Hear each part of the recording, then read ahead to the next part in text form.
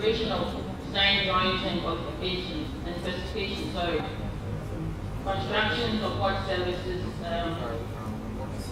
audits and inspections of the facility, and then regular operational support to confirm the design objectives are being led through operation. And like I mentioned, the other services to that the clients can opt to give out to other consultants. And these ones we deem as not being very critical, even though they are highly technical. They are not critical to the safe operation of the facility. Like I said, these lists, they are not comprehensive and they might not apply to all facilities, but they're just a generic list. So in terms of the chemistry and physics, you can give it out to other people. Climate data collection and interpretation, water balance analysis, geologic and seismic hazard studies, hydrogeology studies, clean disposition modeling, laboratory testing, and then the closure and the reclamation design. And even with this, we would request that we have oversight of these activities, or at least have the opportunity to review the work while it's being carried out, and also to look at the final output, because it will be incorporated in the site characterization and also in the design of the facility. So EOR transition. So we all agree that people don't stay on projects forever. Of course, people move on, and sometimes companies also move on, which is a fair thing. So we have three types of transition. So transition within the company, so within like NIPSO or any other consultancy. So we term it as a normal succession. Here, probably somebody is retiring or is leaving the company, but then the client still wants to maintain the company as the engineer of record or NIPSO as the engineer of record. So the request that somebody else in the company takes on that responsibility. So that is an internal thing, but then the client is informed, and then the qualifications of the new person is given to the client to provide approval for an internal transition of knowledge and everything before the person leaves the company. That way you ensure that institutional knowledge is passed on and seamless, and that no knowledge is lost in the transition. And then assumption of EOR responsibility by NIPSO from another company. So here's the case where a client is not happy with the work another consultant is doing and wants to bring on NIPSO. So with that, we will require that we do everything. We can't just take on that responsibility. There needs to be a due diligence period, and during this period, there will be some site investigations, report documentation reviews, and then there will be a gap analysis to see if there are gaps in the knowledge base. And then once all these are done and things are favorable, then the company would consider taking on that engineer record. Even with that, there are discussions on the contractual terms to make sure that both parties are comfortable with the limits of liability they are taking on. And the last one is when NIPSO is relinquishing EOR responsibilities for another client. And so that can also happen. You can start from the job, the client will say they are not happy with your services, you want somebody else to take it on. You can also decide not to do the job because the client is not listening to our recommendations, and we think the routes they are taking is such that it's going to end in an unfavorable situation and put the company in bad light. We would like to dissociate from the mine.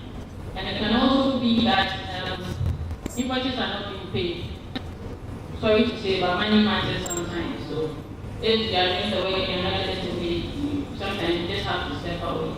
So in that instance,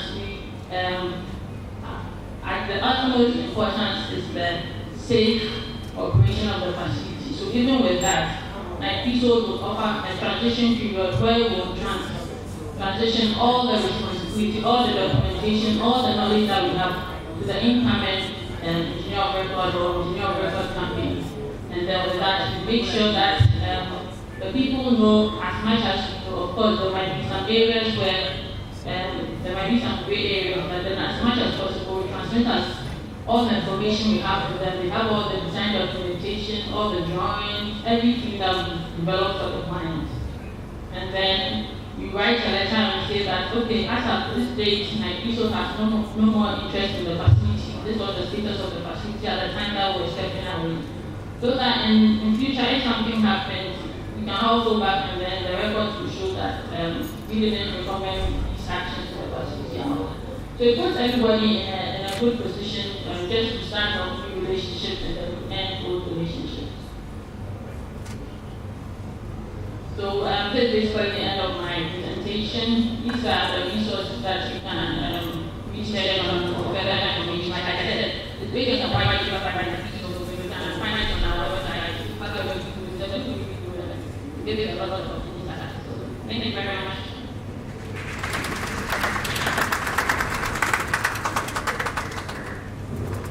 Thank you very much, for representing my issue so well.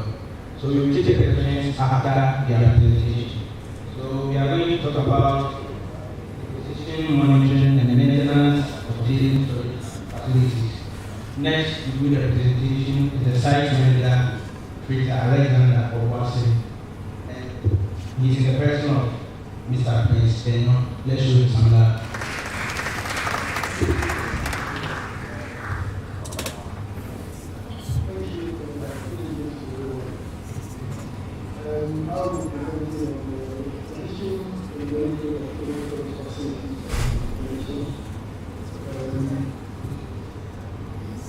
Basically, we'll be looking at what things and things is, look at the kind of operation, what are the disposal methods involved in the disposal of things, look at water management, and then monitoring and maintenance. As we go through the presentation, there's a few questions that are mostly asked that I want us to keep as part of our market. First is, what are reasons why people want to be a problem or failings and be a problem? The other question that is mostly asked is, are failings toxic? And then some also ask why failings are failed. And then if they fail, what are the impacts? So as we go through the legislation, if you don't mind, I believe the answers will come along as we finish the part of the presentation. So basically, when we talk about failings, what it means is the byproduct that comes out when the mineral processing is done. And so mineral processing, the process by which the ore body or the rock material that contains the vulnerable mineral is extracted, the chemical processing just to aid the extraction of the mineral of value. Now, when that is done, what is left out of that process is what we call the tailings. In the process of extracting the mineral, chemical reagents are added, just to aid the recovery processes. So we have tailings coming out at the end in the form of slurry, that is a solid component. And the management of tailings is very, very important in the sense that it comes with reagents that are toxic. And these reagents or chemicals that come out, when they get into the environment, it has very high consequences. So they have to be properly managed, and deposited safely into structures. And so that brings us to what tailings are.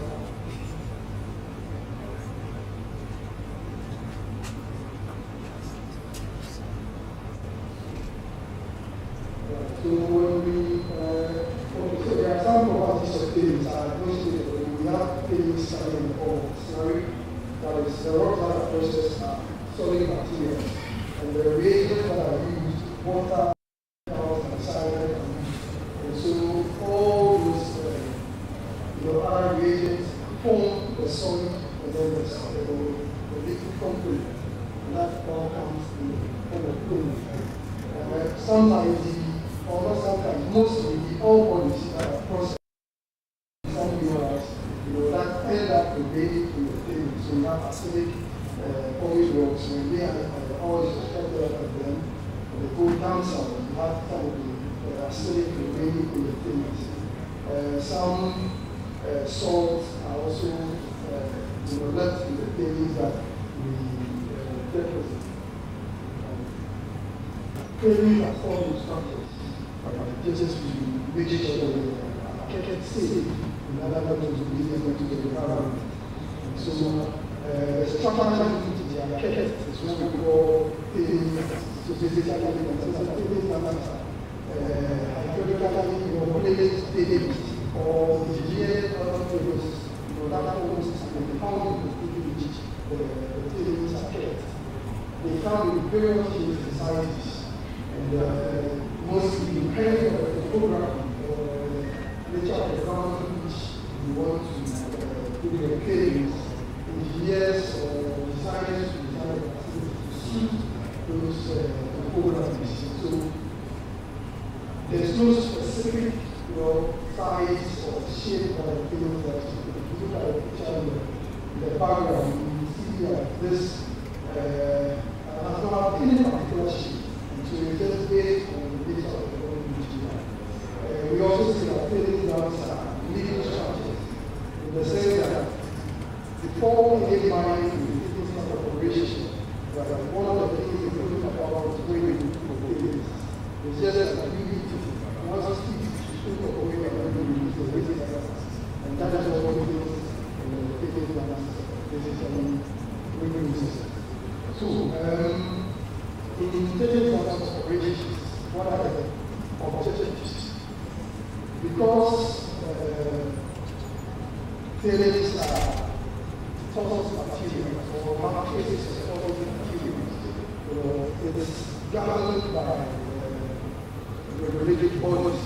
So as part of the we want to ensure that we follow the same standards and the guidelines that govern tailings dams operations. So as part of the objectives, we need to ensure that we are following these guidelines that are set for you.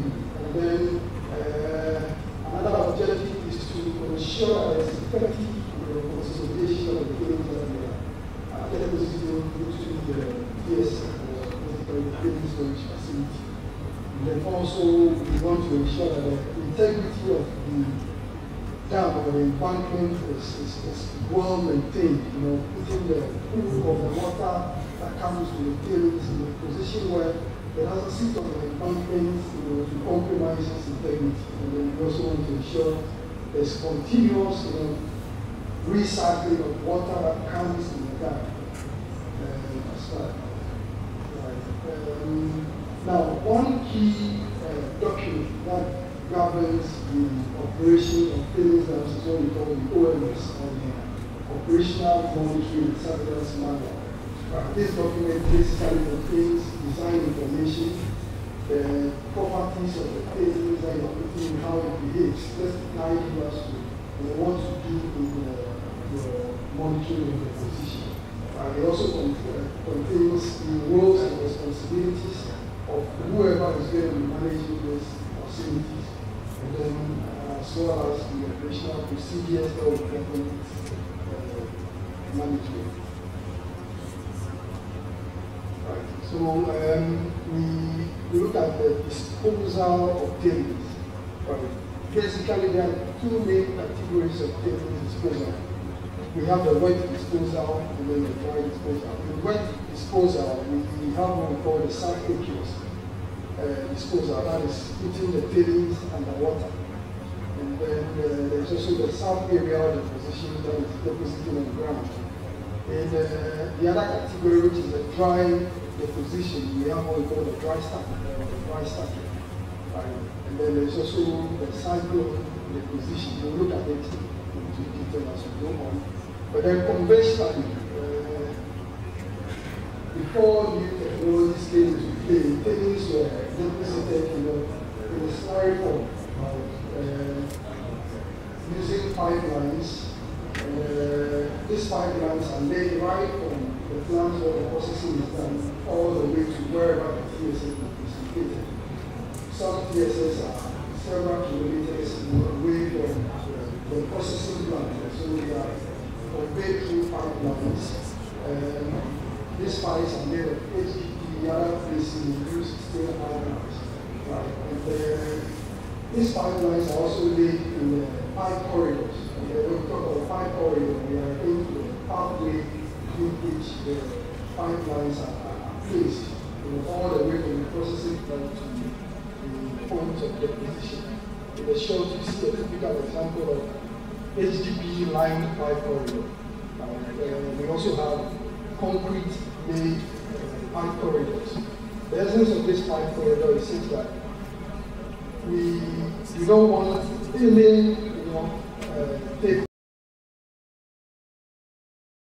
the pipelines are made. These are man-made structures. They are, prone to fail. Right?